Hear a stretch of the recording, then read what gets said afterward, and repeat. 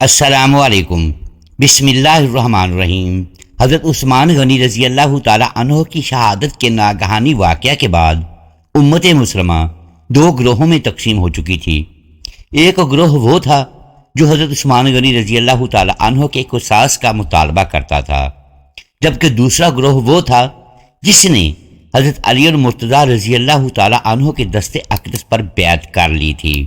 البتہ پہلے گروہ میں بھی وہ لوگ شامل تھے جنہوں نے آپ رضی اللہ تعالی عنہ کے دست اقدس پر بیعت کی تھی، مگر وہ حضرت عثمان غنی رضی اللہ تعالی عنہ کے قصاص کے مطالبے پر قائم تھے، جبکہ مولا علی رضی اللہ تعالی عنہ کا موقف یہ تھا کہ میں اس معاملے میں فی الحال معذور ہوں، کیونکہ قاتلوں کی نشاندہی ابھی تک نہیں ہوئی، اور جب تک قاتلوں کی نشاندہی نہیں ہوگی میں کیسے کسی کے خلاف کوئی کارروائی کر سکتا ہوں۔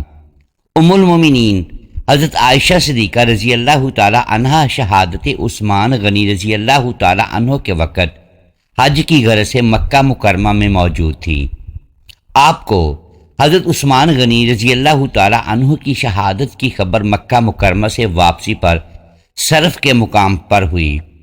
آپ نے اس خبر کو سنتے ہی فرمایا، شر پسندوں نے وہ خون بہایا جسے اللہ پاک نے حرام قرار دیا، سر پسندوں نے اس مقدس شہر کو داغدار کیا جو حضور صلی اللہ علیہ وآلہ وسلم کی قیامگاہ تھا، اور انہوں نے اس مہینے میں خون بہایا جس میں خون بہانا منع تھا، اور انہوں نے وہ مال لوٹا جسے لینا ان کے لیے کسی طور پر جائز نہ تھا۔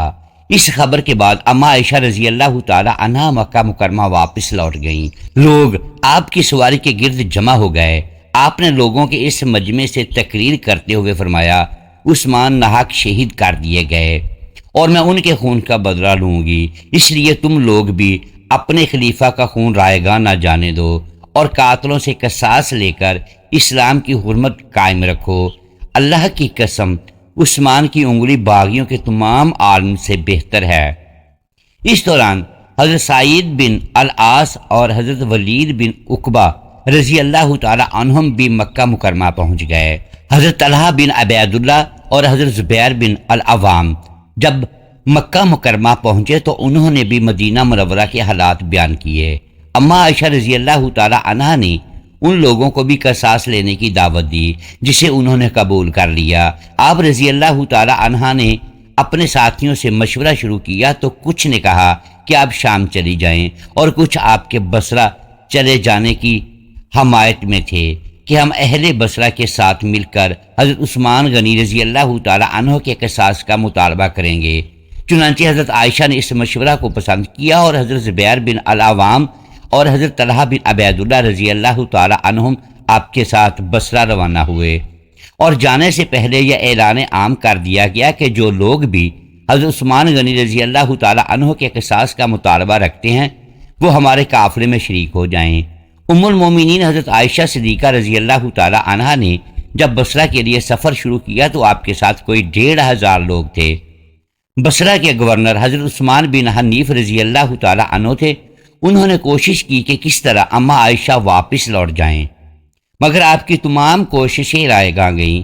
البتہ ان کی ان کوششوں کا یہ نتیجہ ضرور نکلا کہ وہاں بھی لوگ دو گروہوں میں تقسیم ہو گئے۔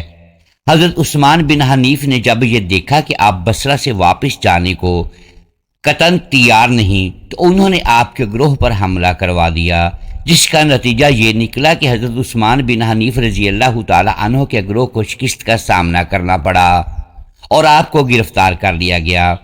اب بصرہ پر اما عائشہ رضی اللہ تعالی عنہ کا قبضہ ہو چکا تھا۔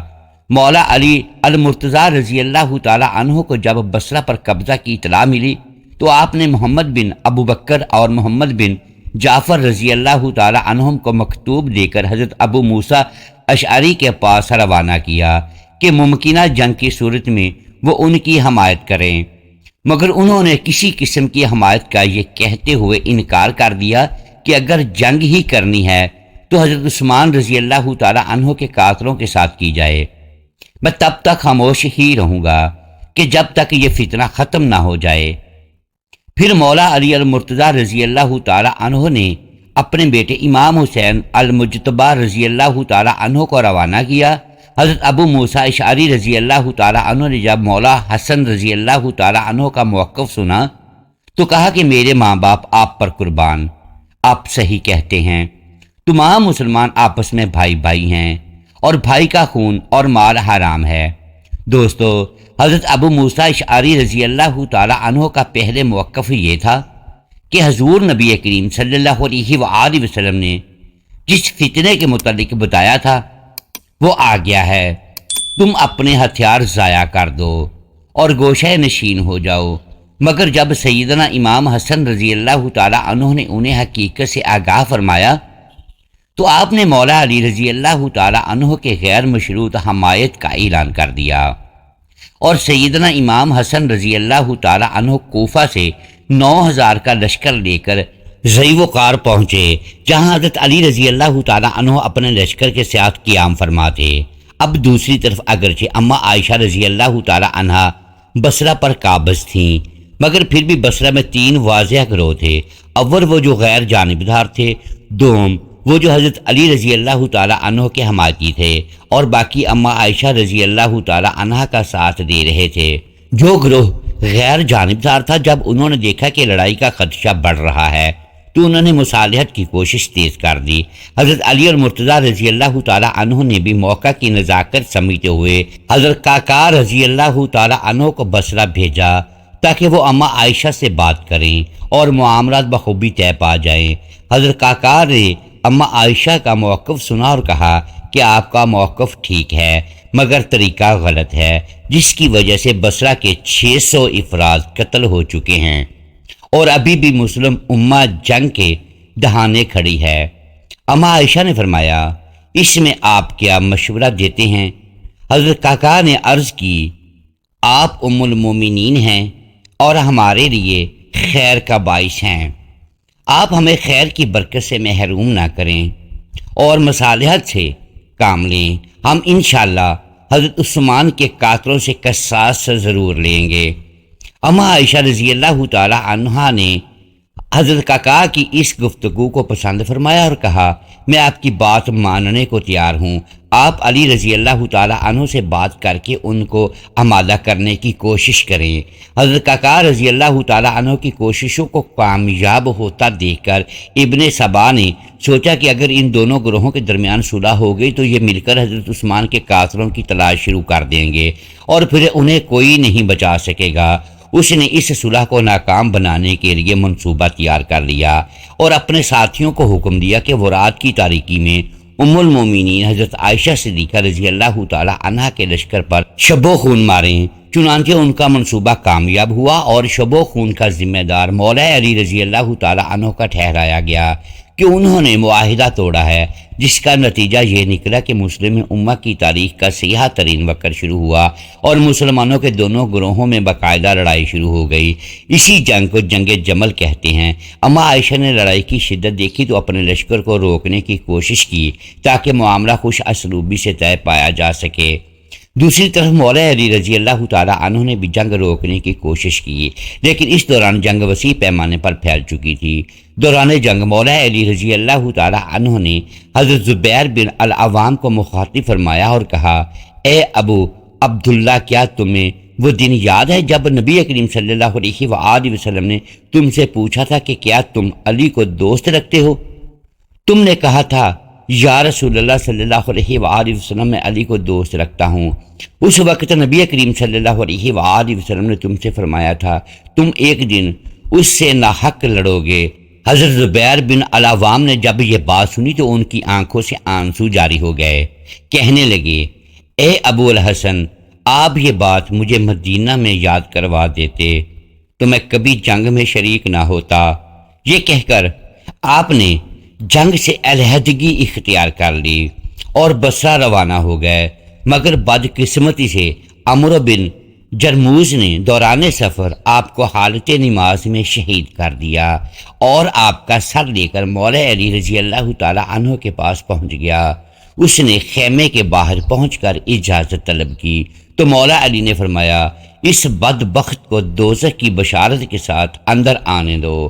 عمرو بن جرموس جب اندر داخل ہوا تو اس کے ہاتھ میں حضرت زبیر بن العوام رضی اللہ تعالی عنہ کی تلوار تھی۔ حضرت علی نے یہ دیکھتے ہی فرمایا، ارے بدبخت، یہ وہ تلوار ہے جو ایک عرصہ تک نبی کریم صلی اللہ علیہ وآلہ وسلم کی حفاظت کرتی رہی۔ عمروں نے وہی تلوار اپنے پیٹ میں گھونپ کر خودکشی کر لی اور واصل جہنم ہوا۔ دوسری طرف اماں عائشہ زیرہ پوش تھیں اور میدان جنگ میں اپنے ساتھیوں کی حوصلہ افزائی کر رہی تھیں۔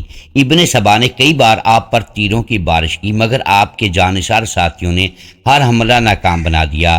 اماں عائشہ کی حفاظت کرتے ہوئے قریباً 4000 جانثاروں نے جام شہادت نوش کیا، حتیٰ کہ جلیل القدر صحابی حضرت عبداللہ بن زبیر رضی اللہ تعالی عنہ بھی آپ کی حفاظت کرتے ہوئے شہید ہو گئے۔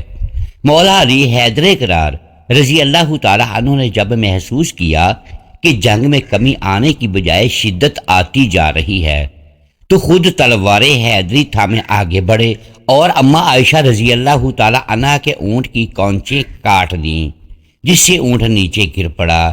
آپ رضی اللہ تعالی عنہ نے محمد بن ابی بکر کو حکم دیا کہ اپنی بہن یعنی اماں عائشہ کو بحفاظت یہاں سے نکالیں۔ محمد بن ابو بکر اماں عائشہ کو ایسی جگہ لے گئے جہاں کوئی دوسرا شخص موجود نہیں تھا۔ حضرت عائشہ رضی اللہ تعالی عنہ جب جنگ سے باہر ہوئیں تو جنگ کی شدت بھی کم ہو گئی۔ جنگ ختم ہوئی تو مولا علی شیر خدا کرم اللہ وجہ الکریم حضرت عائشہ صدیقہ رضی اللہ تعالی عنہ کی مزاج پرسی کے لیے ان کی خدمت میں حاضر ہوئے۔ پھر دونوں فریقین کے درمیان صلح ہو گئی اور معاہدہ طے پا گیا۔ اماں عائشہ نے چند روز تک بصرہ میں قیام کیا اور پھر حضرت علی رضی اللہ تعالی عنہ نے آپ کو نہایت عزت و احترام کے ساتھ مدینہ منورہ روانہ کیا، بلکہ خود چند میل کے فاصلے پر واقع ایک منزل تک رخصت کرنے کے لیے ساتھ تشریف لے گئے۔ وہاں سے آپ واپس روانہ ہوئے اور اپنے صاحبزادوں امام حسن و حسین رضی اللہ تعالی عنہم کو اگلی منزل تک ساتھ چلنے کا حکم فرمایا۔ دوستو، جنگ جمل اسلامی تاریخ کا وہ انتہائی افسوسناک پہلو ہے جس میں پہلی مرتبہ مسلمان گروہ آپس میں مد مقابل ہوئے اور ابن سبا اور اس کے ساتھیوں کی سازش کامیاب ہوئی۔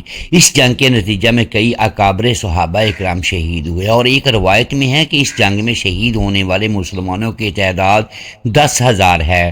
پیارے ناظرین، اس واقعہ کو بیان کرنے کا مقصد اپنے ناظرین کو صحیح اسلامی تاریخ کے بارے میں آگاہی ہے، نہ کہ کسی کی شان کو کم کرنا یا بڑھانا ہے۔ اللہ کریم ہمیں صحیح معنوں میں اسلامی تعلیمات کو سمجھنے کی توفیق عطا فرمائے، آمین۔ محترم ناظرین، امید ہے آج کی یہ ویڈیو آپ کو پسند آئی ہوگی۔ ناظرین گرامی، ویڈیو کو لائک کیجئے، چینل کو سبسکرائب کیجئے اور بیل آئیکن پریس کر دیں تاکہ ہماری حوصلہ افزائی ہوتی رہے۔ اگلی ویڈیو تک کے لیے اجازت دیجیے گا۔ شکریہ۔ اللہ حافظ۔